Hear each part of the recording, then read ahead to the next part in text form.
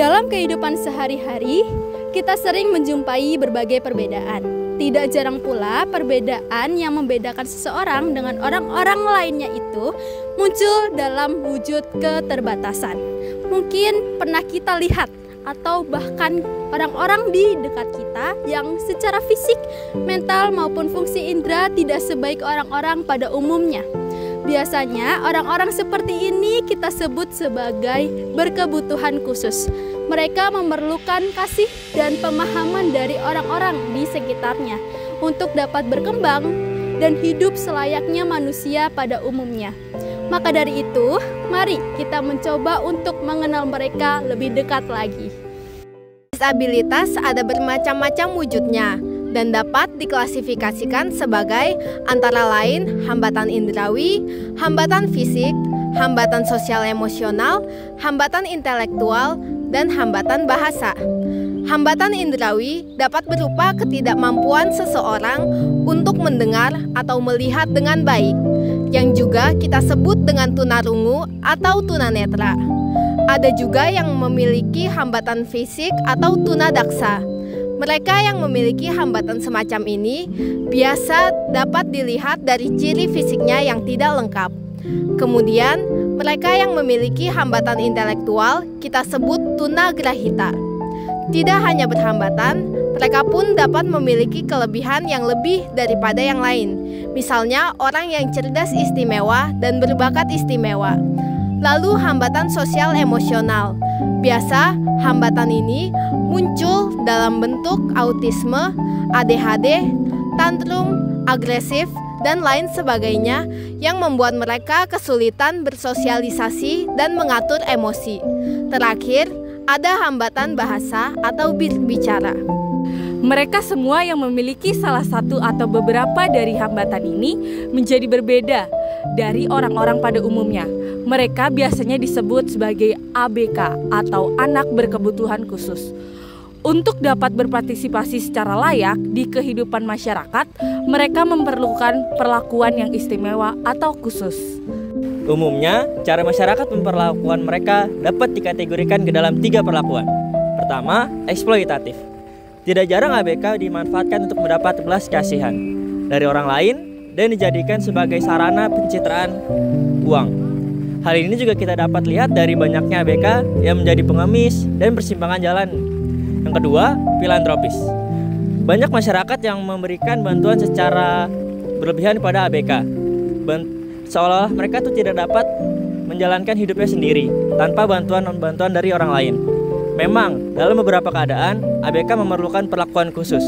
Tapi hal ini tidak berarti mereka adalah objek yang perlu dikasihani secara terus-menerus dan diperlakukan hanya sebagai makhluk yang hanya untuk mendapatkan bantuan saja. Yang terakhir, humanis dan demokratis. Perlakuan yang tidak hanya memberikan bantuan pada ABK sesuai kebutuhan mereka, tetapi juga memberikan mereka kesempatan untuk memperjuangkan kehidupannya secara mandiri dan tidak bergantung pada belas kasihan orang lain. Perlakuan ini merupakan perlakuan yang benar dan patut dipertahankan dalam menghadapi ABK.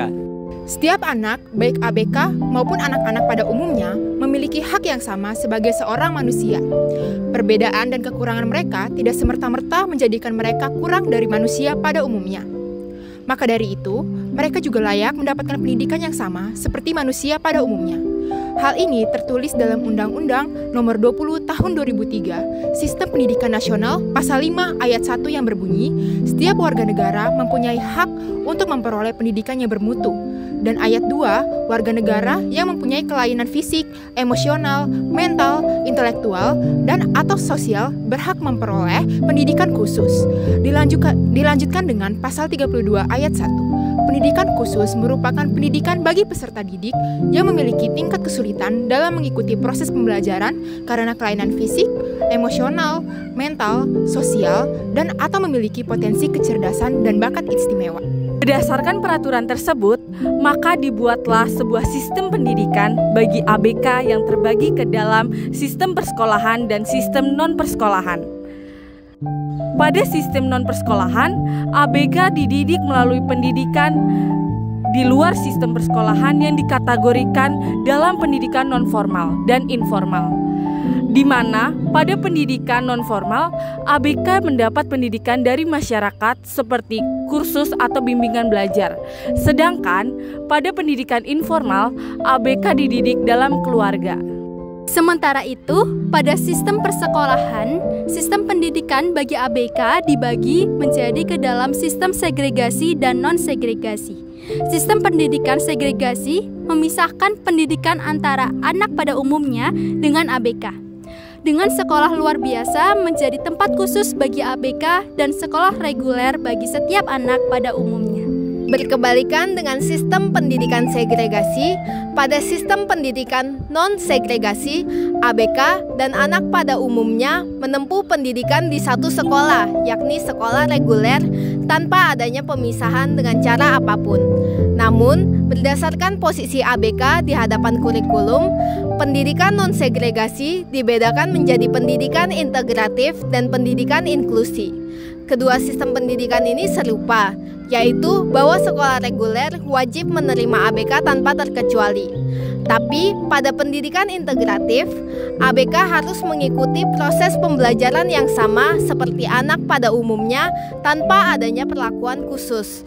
Karena perlakuan yang sama rata antar setiap anak ini, ada kemungkinan ABK yang memerlukan perlakuan khusus tidak dapat mengikuti pembelajaran sebaik anak pada umumnya. Tidak jarang, ABK pada pendidikan integratif dianggap sebagai sekadar tamu di kelas dan tidak dilibatkan dalam proses pembelajaran. Sementara itu, pendidikan yang inklusif memiliki kurikulum yang adaptif, yang dapat disesuaikan dengan kebutuhan ABK dan anak-anak lainnya yang mungkin memiliki gangguan belajar. Jadi, bukan ABK lah yang harus menyesuaikan dirinya, tetapi kurikulum yang ada dan yang dapat menyesuaikan dengan kebutuhan anak-anak. Pendidikan inklusi merupakan jawaban atas kebutuhan belajar ABK dan anak-anak pada umumnya. Di pendidikan inklusi ini sendiri, kesempatan belajar yang sama, pendidikan yang bermutu, dan lingkungan yang adil ada untuk merangkul semua anak dengan setiap perbedaannya, untuk bersatu, saling membantu satu sama lain, dan untuk berkembang di sekolah dan kelas yang sama.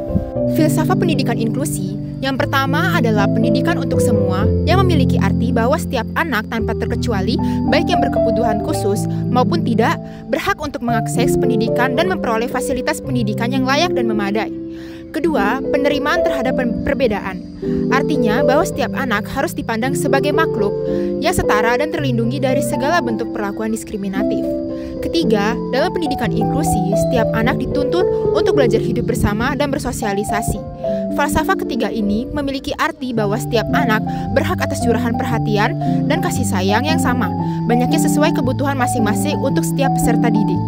Terakhir, integrasi pada lingkungan, yaitu tidak ada anak yang terputus dari lingkungannya, tetapi memiliki relasi sosial yang harmonis satu sama lain.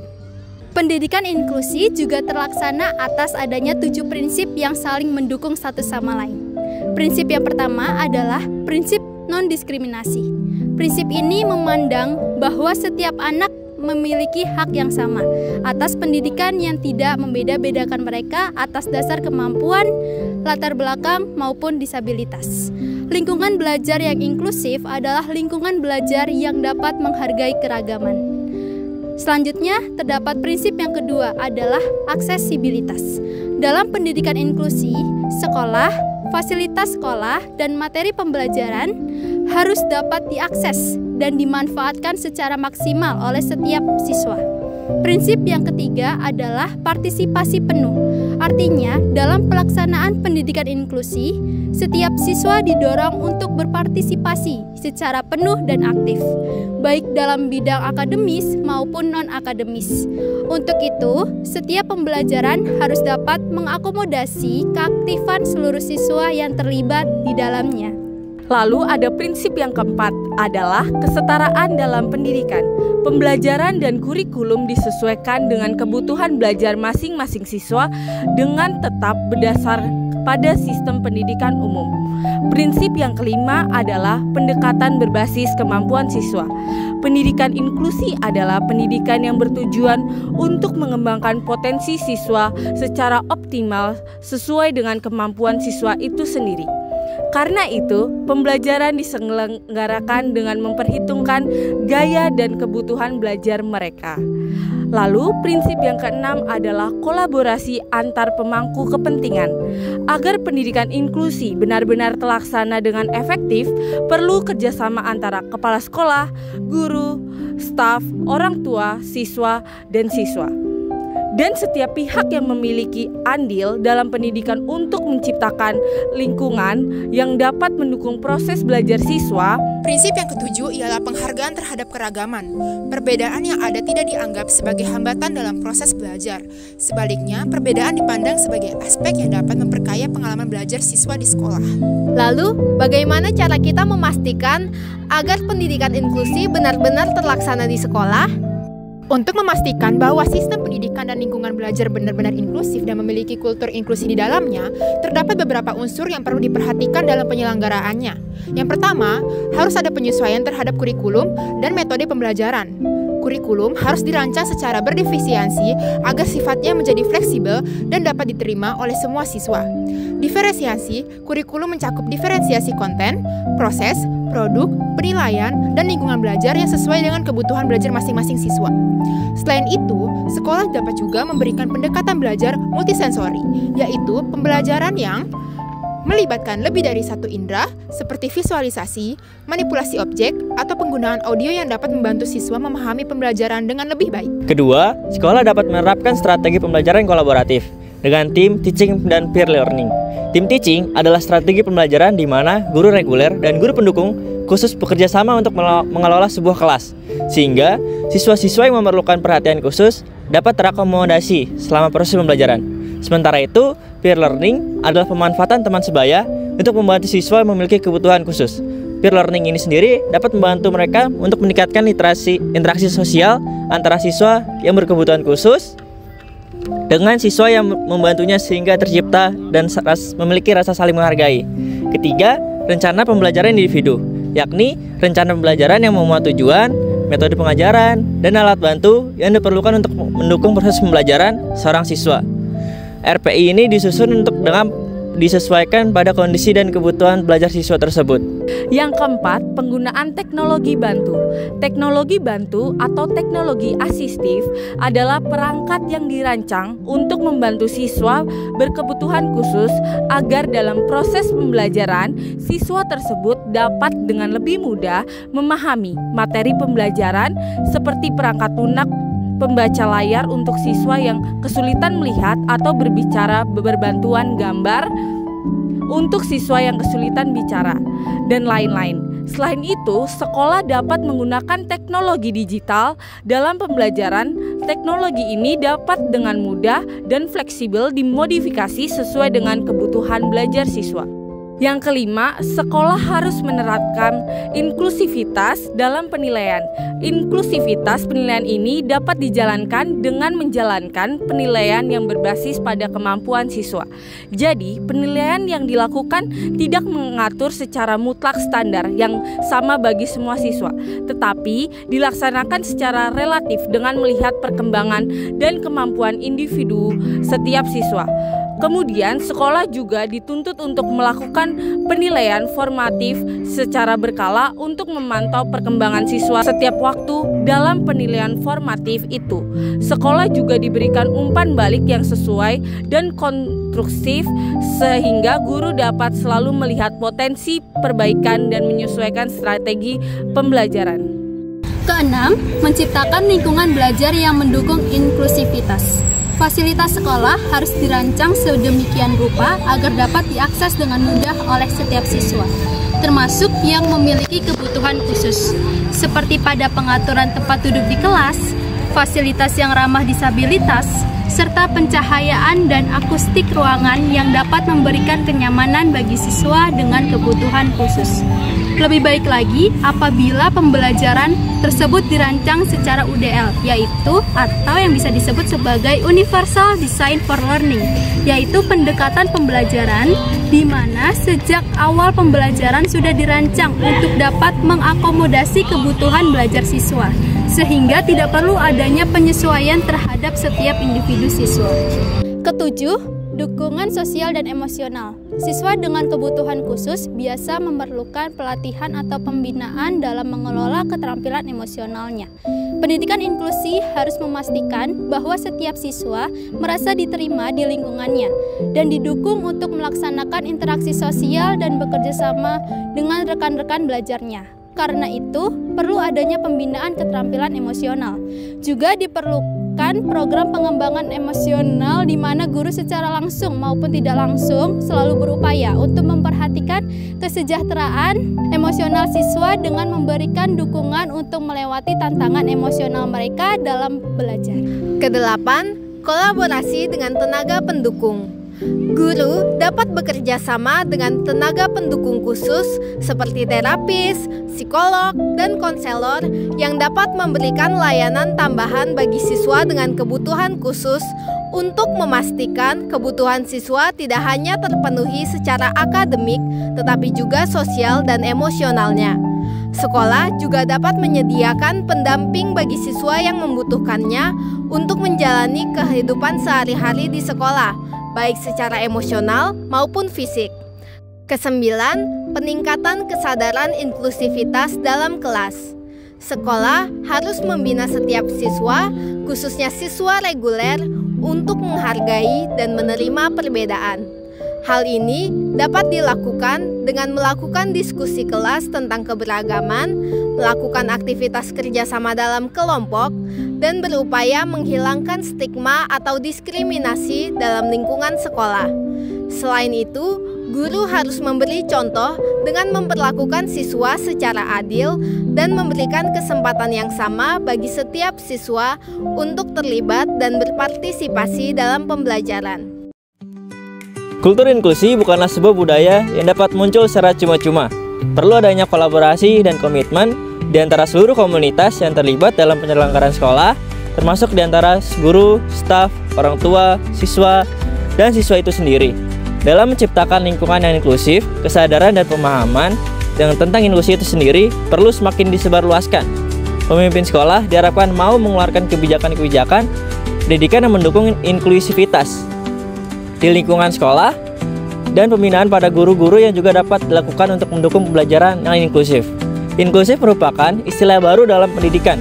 Sangat ironis karena pendidikan yang inklusif yang justru merupakan jawaban atas keberagaman dalam pendidikan belum menjadi hal yang normal dalam dunia pendidikan itu sendiri.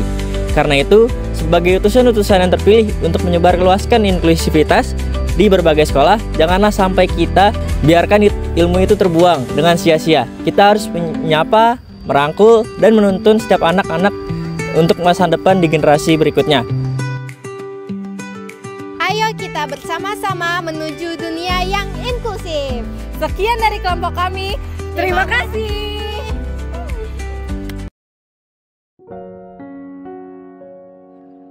Pagi datang dengan tenang, seperti memberi ruang untuk harapan yang tumbuh perlahan. Dengan tangan yang sigap dan hati yang sabar, ia disiapkan untuk tetap melangkah. Langkah kecil yang membawa semangat besar, menyusuri jalan yang tak selalu mudah, tapi nyata. Dan di sini, tempat di mana ia ingin diterima, bukan karena sama, tapi karena layak.